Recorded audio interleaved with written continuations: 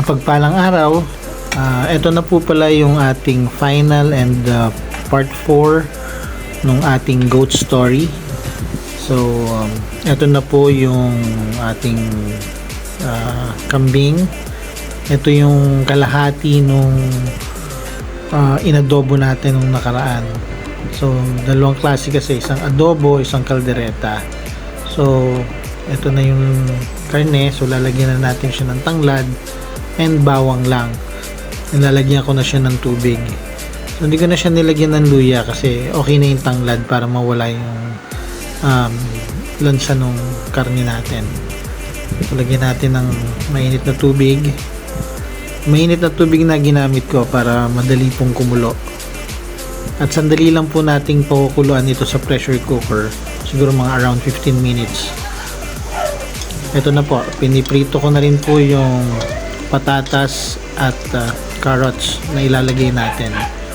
So pinirito ko na para mawala na yung acidity nung patatas, which is nagko-cause minsan ng pagkapani sa mga pagkain. So ito na po. Ang nangyari dito hindi ko pala na video yung paggisa, yung unang step kung paano gagawin dun sa kaldereta.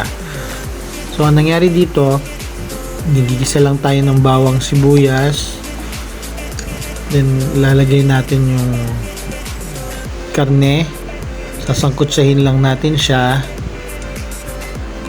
tapos isinama ko na yung mga ibang ingredients tulad ng liver spread, yung tomato paste, nilagyan na rin natin siya ng konting toyo at suka.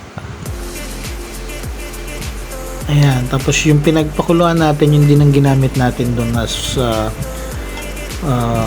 water para mapalambot yung karne, matapos na yung pagpapalambot doon sa karne. So, ayan, nilagay ko na yung patatas and nilagyan po pala natin siya ng gata. Ayan, isa sa mga nilagay ko is gata, then yung cheese ilalagay natin mamaya. Yan, so pakukuluin lang natin yan hanggang sa mag-reduce yung pinaka-sauce niya at medyo lumapot. Then pwede na yan.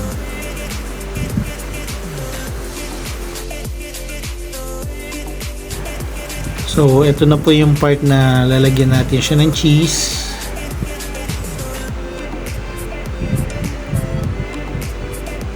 Ayan. Nagbibigay din po ito ng alat at lasa dun sa ating kaldereta, and syempre yung magbibigay din siya ng lapot dun sa sauce. Ayan. Kaya yung pagtitimpla natin ng asin, medyo babawasan natin kasi titimplahan pa natin yan ng cheese, so medyo magbibigay siya ng alat. Kaya antayin natin, pag okay na yung lasa, then hindi na natin kailangan magdagdag ng salt. So tansyahan pa rin po tayo doon.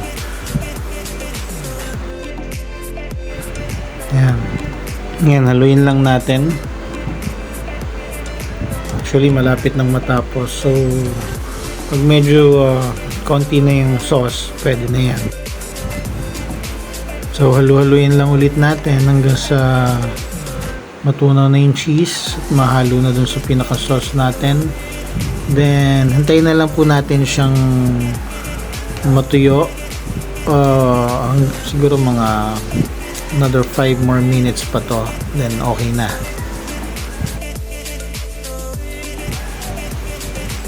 Okay, and ito na po ang ating finished product, ang ating kalderetang kambing.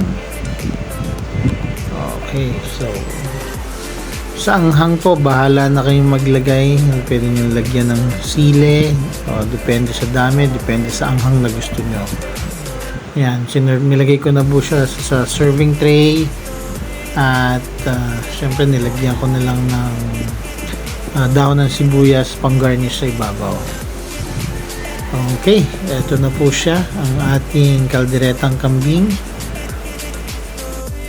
Hanggang sa muli.